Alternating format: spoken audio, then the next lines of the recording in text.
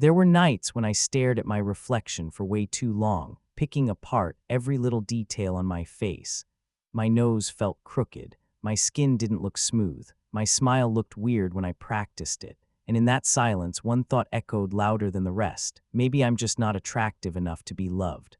I didn't always feel that way, but over time, every rejection, every comment, every scroll through perfect faces online, it added another layer of self-doubt. Have you ever felt that? Like no matter how kind you are, how much you try to be a good person, you're still somehow unworthy, just because of how you look. If so, you're not alone. And today, I want to tell you something I wish someone told me earlier. You are not too ugly for a relationship.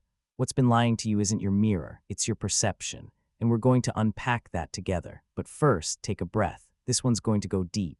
And I promise by the end, you'll see yourself just a little differently. When I really sat down and asked myself, why do I feel this way about how I look? I realized something strange. It wasn't just my voice saying I wasn't attractive. It was a collection of voices gathered over time.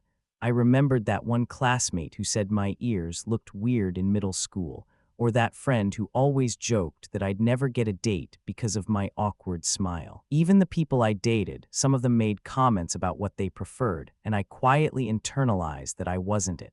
And then came social media. Flawless skin, filtered perfection, endless comparison. I didn't even notice I was doing it, but every scroll made me feel a little less worthy. But here's the thing I had to admit to myself. Not all of these beliefs started with me. Some of them were planted by other people's opinions. Some were rooted in random, hurtful moments, and some I kept watering every day by replaying them in my head. Have you ever hated something about yourself?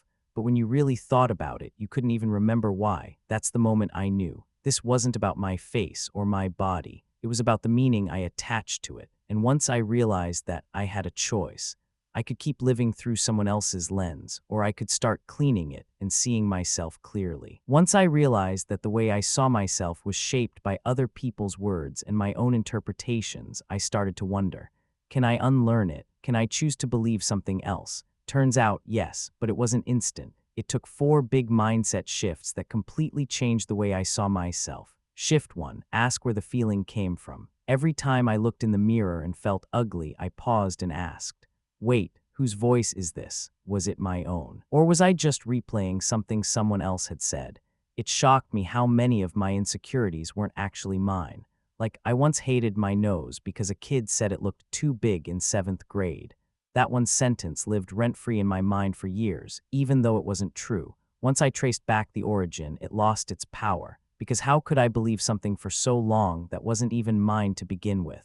Shift 2. Distinguish fact from opinion. Next, I learned to separate facts from feelings. Fact, I have a round face. Opinion, my face shape is unattractive. See the difference. One is neutral, the other is loaded with judgment. I started writing down the negative thoughts I had, and next to each one I asked, is this a fact or is this just something I've been taught to believe? And honestly, most of it was just opinion, assumptions, comparisons. Shift 3, understand attraction is more than what you see. This one blew my mind. We've been taught that attraction is only visual, but science disagrees. In 2015, researchers found that physical attraction includes how someone sounds when they speak, their scent, their body language, the way they make you feel emotionally, and most of all, confidence. Have you ever met someone who didn't look like a model, but they had this energy, this glow, and suddenly you couldn't stop thinking about them? That's what real attraction looks like. And I realized if I kept shrinking and hiding, no one would ever see that side of me. Shift 4, what you believe becomes what you radiate. Here's the harsh truth I had to accept. When I hated myself, it showed. In the way I avoided eye contact, in how I walked like I wanted to disappear, in how I turned compliments into jokes. People didn't avoid me because I wasn't attractive. They avoided me because I didn't believe I was worthy, and that energy is contagious. But when I started holding myself differently, standing up straight, looking people in the eye, smiling even when I didn't feel perfect, people responded. Not because I changed my looks, but because I changed the way I saw myself. And that made all the difference. Changing how I saw myself wasn't about waking up one day and magically feeling confident. It was about tiny choices, repeated every day, even when my inner critic got loud. So here are a few things I did, not perfectly, but consistently, that helped me rebuild how I viewed myself. The first thing I did was slow down my inner voice. Every time a negative thought came up, like "you look awful today," I didn't just let it sit. I asked myself, would I say this to someone I love? If the answer was no, then I didn't deserve to say it to myself either.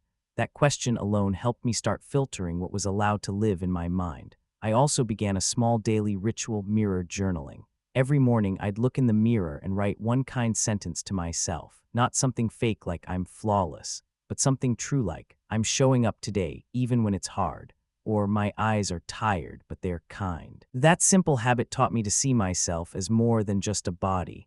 It helped me reconnect with who I was being, not just what I looked like. Another big shift came when I started spending time with people who saw me, not just people who gave compliments, but people who made space for me to be myself, awkward moments and all.